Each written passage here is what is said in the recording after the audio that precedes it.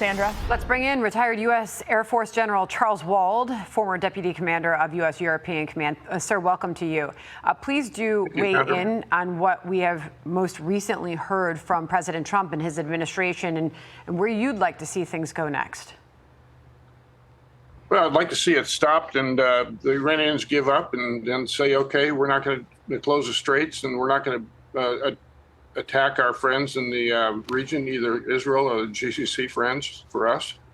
But that's not going to happen. So my feeling is that the Trump administration is doing exactly the right thing by keeping the pressure on militarily and taking out targets that contribute to Iran's ability to export terror and attack their neighbors. It's we've said it 50 times, we've said it 100. The Iranians can't be trusted. They say things so they can stop being attacked, and then they fall back and don't live up to the agreement. So my feeling is, and I've said this for years now, actually, but at least over the last 2 years, we need to take out as much Iranian military capacity to export terror and attacks on their neighbors as we can while we're at this particular stage, and do it until we feel like we've satisfied our needs and are secured our neighbors. General Wald, if you were advising President Trump today, how much emphasis or importance would you place on trying to get the nuclear material out of Pickaxe Mountain that we understand the Iranian regime just transferred recently? Is that something you would prioritize or put off?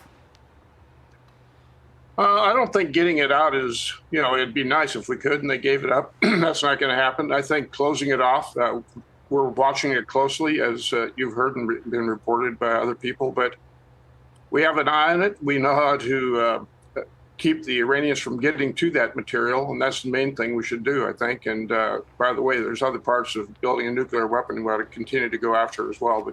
But I would just continue to monitor it. If it looks like they're trying to remove the material from Pickaxe Mountain, I'd make sure they couldn't do that, and there's ways we could do that. Okay, so General, this was Secretary Rubio earlier today when asked if the administration is ruling out striking civilian infrastructure in its newest plan. Listen.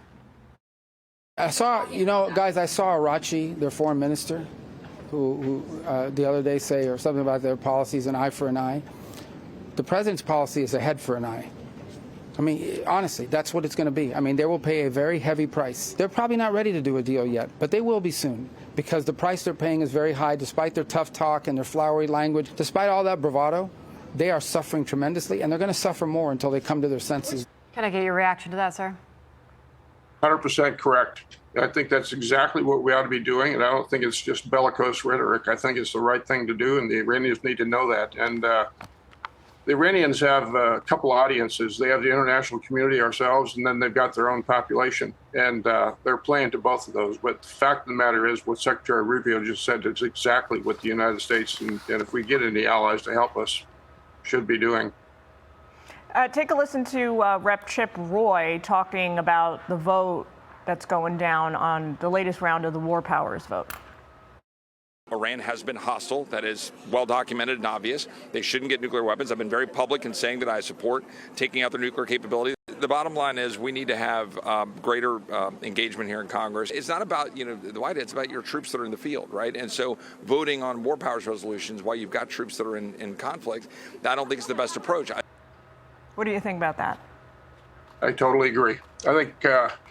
I think the rhetoric has gotten out of control. I think there are people First of all, nobody wants to have war. I get that. But the rhetoric sometimes is just critical because of political reasons. And I think the fact of the matter is the United States is in the middle of a very important part of securing the Middle East and our friends over there. The Abraham Accords could come to fruition if we agreed to the Saudi nuclear program. That would be a tremendous thing for the Middle East and Israel as well. So I think it's the wrong thing for politicians to play politics in the middle of combat conflict like we're in right now. So I would suggest we all get behind what we're doing and end this thing.